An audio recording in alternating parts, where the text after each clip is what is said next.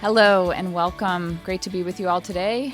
When Wellbeing Becomes a Team Sport with Kristen Lessig-Schennerlein. So today we're going to build off of our last podcast where we looked at co-creation, and we're going to look at opportunities thinking. What exactly is that? But this is where we're going from what feels like hard and challenging in this whitewater world of work to shifting to like what's possible. Right? We often are really focused on problem solving, and many of us are really good at it. But I want to encourage this, like, what becomes possible here? A little kind of shift with the opportunities thinking. So the reality of the foundational whitewater world of work that I described is that sometimes the feeling of things being hard or challenging or heavy, it starts to notice that it's not temporary. It's going to stick around for a while. So most burnout, right, is a process that happens over time. It doesn't start with exhaustion right out of the gate, right? It starts with maybe feeling a little bit stuck, like things aren't challenging. Okay, this has been a challenge for a while and I don't see any new options of how we're going to address this. Or, you know what, I'm in firefighter mode every day and all I do is problem solve. And there's no sense of progress, right? I'm just kind of like that treading water, I imagine, feeling that doggy paddle. So when people can't see a way forward as a member of your team, yourself included, right? Your energy drains. It is that negativity bias that we are all prone to experience, where we can see, hone in on the 1-2 things that are wrong and ignore the 8 other things that may be right in a scenario. And so that often leaves us feeling drained energetically. And even if we have done so much work to create a supportive work environment, right?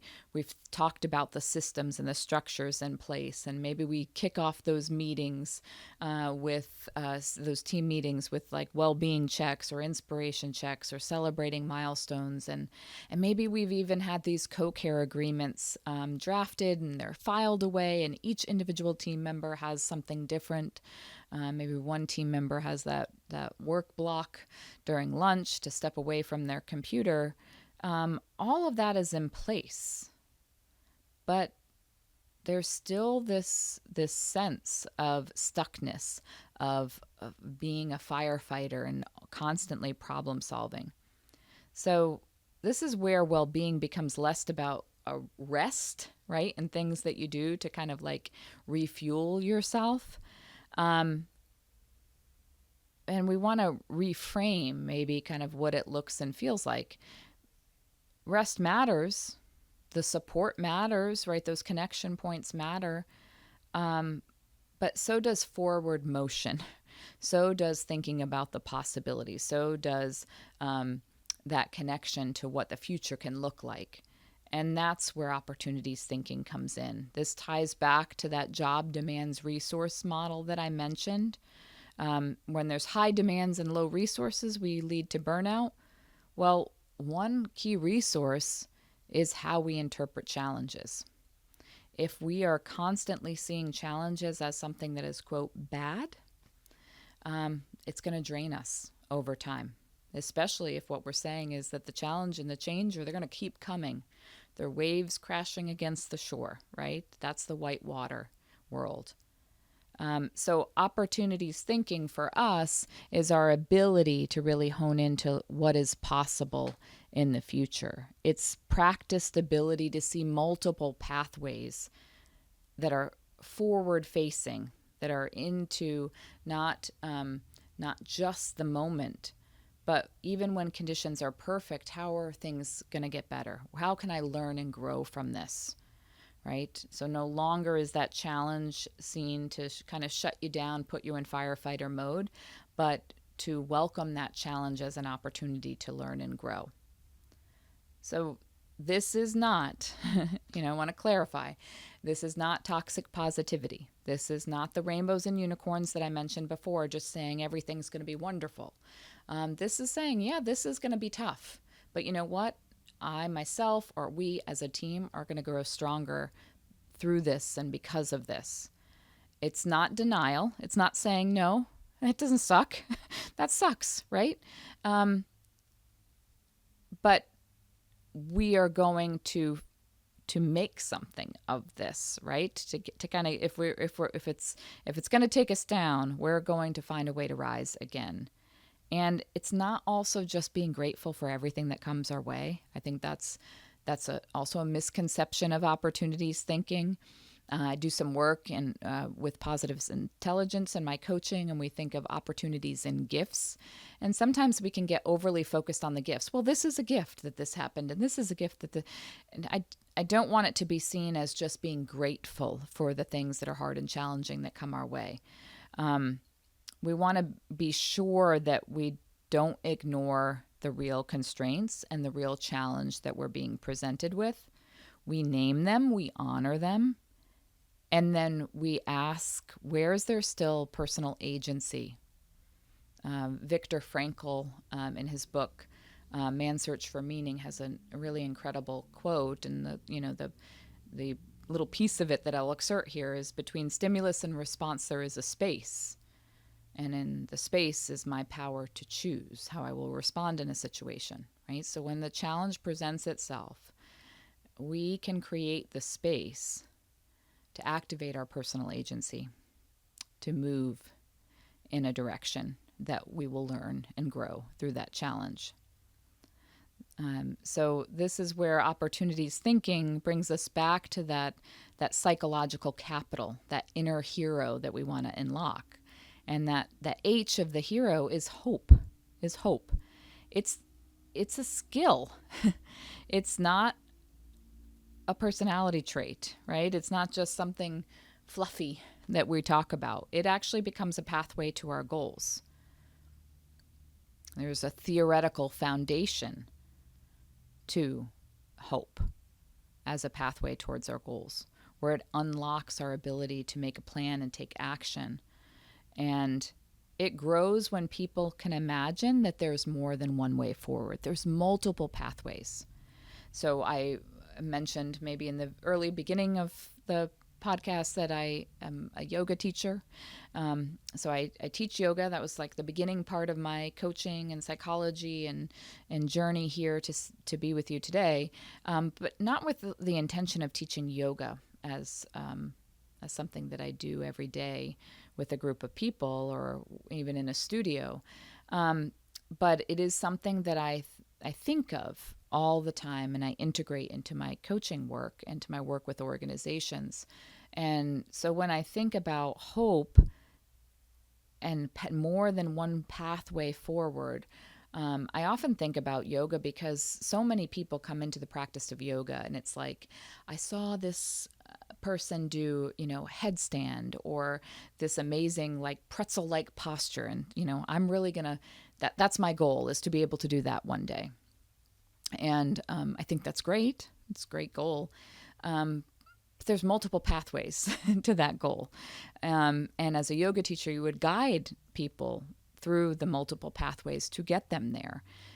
Our physical bodies are very different. So how one person achieves that goal of a headstand or some pretzel-like shape may look very different for student B over here, that's arms are shorter or legs are longer. And so we take different pathways towards the same goal. So to kind of take it to a work example now, your team may have some budget limitations that have been imposed on them, and they're trying to figure out how to address it. Well, when we're applying opportunities thinking, we're shifting our focus from what we can't do or just like the expense cutting possibilities to what can we redesign here? What are the other ways for us to accomplish navigating these budget challenges? Where's the redesign opportunity in how we approach our work? I love to kind of give this as a workshop exercise, the different adaptive pathways that teams come up with to solve the same problem is always really energizing to me. And, you know, what we see in that is that individual team members' attention goes to different places, different areas, right, to shift and redesign and focus. And it's in that I really appreciate the fact that our attention really does shape what we focus in on our organizations, which inherently shapes the culture of our organization, right? Do we focus on just problem solving and we have a bunch of people running around in firefighting mode? Or do we focus on the possibilities as a company? What can we do here? What more can we become possible? So William James, father of psychology, has an extremely powerful quote. And in its essence, what it says is what we consistently attend to or put our attention on becomes our experience, our reality. So if we want to focus on firefighting and problem solving, that's going to become our leadership experience.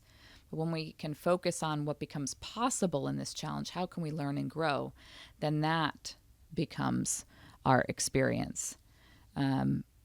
So what leaders highlight, right, whether you are the leader of a team or you're recognizing your leadership, what leaders highlight becomes what the teams focus on and chase, where their attention goes. So if we too, as leaders, are only highlighting the problems and never celebrating what is actually working, then that's where all of our team members' attention is going to go. I think there's power in identifying what's working so that we can leverage those strengths. So this opportunities thinking and even languaging really creates momentum, not only for ourselves, but for those around us. And another key factor in motivating our teams is something that I've also mentioned in the earlier episodes around mattering. This is really an amplifier for everything.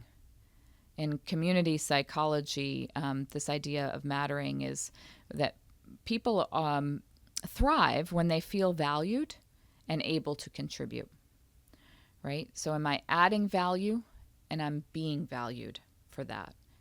And that's not just productive value, the things that I get done, the to-do list items, but that's relational value as well. So when people are invited to shape what comes next, what the possibilities for the future are, it deepens their connection and engagement to the mission, to the vision of any organization. So there's some really key practices that we can activate in order to cultivate a stronger sense of opportunities thinking within our organizations. And some of them may just need to start with you, which is there's a wonderful tool, which I'll make sure is included in the recap of this podcast. It's a WOOP tool, WOOP.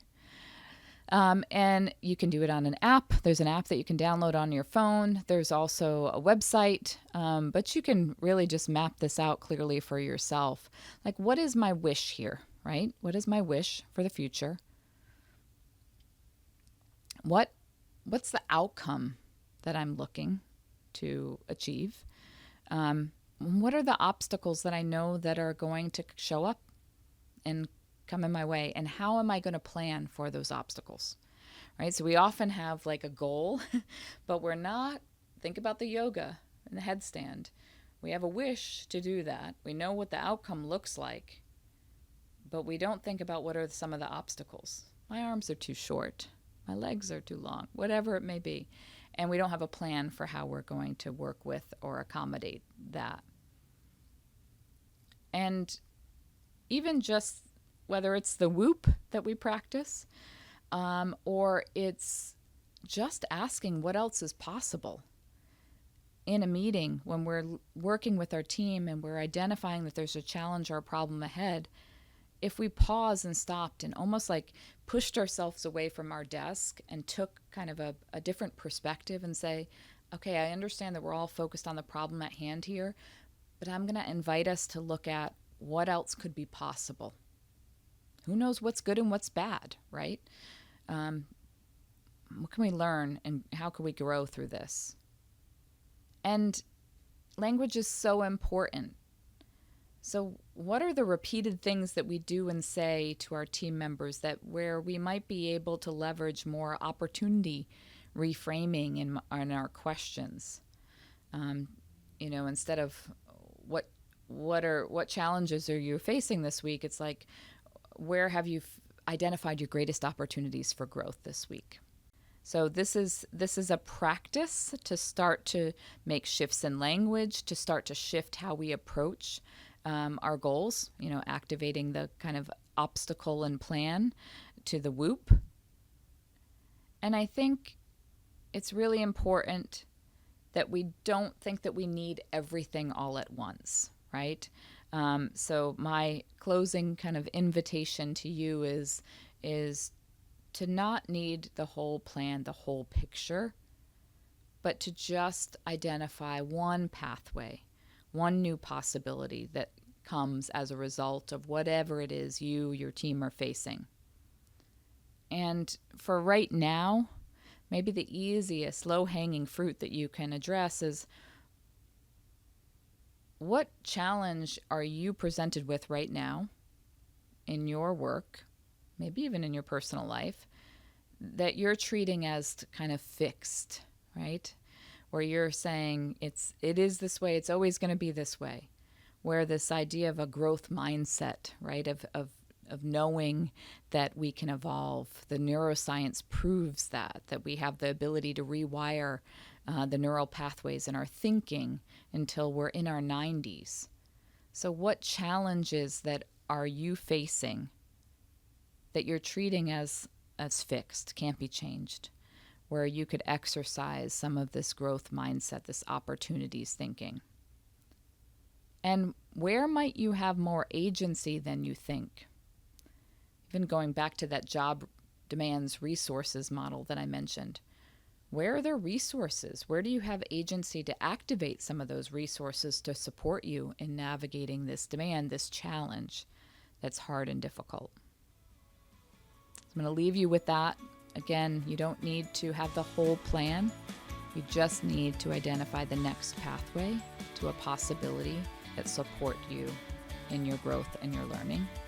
And I'll look forward to seeing you next time. Thank you for joining me for When Wellbeing Becomes a Team Sport. In a world that often asks us to do more, move faster, and carry our heavier loads, the answer isn't simply becoming more resilient as individuals, it's building stronger teams. If this episode resonated with you, I invite you to share it with someone in your corner of the world and continue the conversation. I'm Coach Kristen, creator of the Co-Care Framework. Until next time, keep looking for ways to move from self-care to co-care, because when well-being becomes a team sport, we all have a better chance of crossing the finish line. Be well, stay connected, and keep making waves. See you next time.